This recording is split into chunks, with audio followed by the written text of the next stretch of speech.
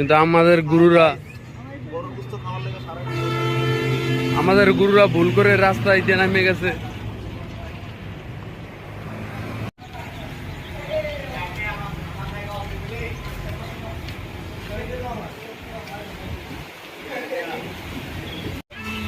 এই যে আমার কাকারা, তারা কোপানের জন্য রেডি হয়ে আছে,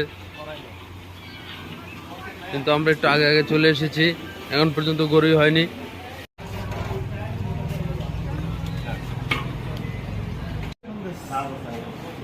আমরা এসে দেখি কড়াইয়ের তলিতে একটুখানি পড়ে রয়েছে, সেটা আবার কালকের বাসি। আমার ছাড়া তাউরস করে এসে বাসি খাবে এখন।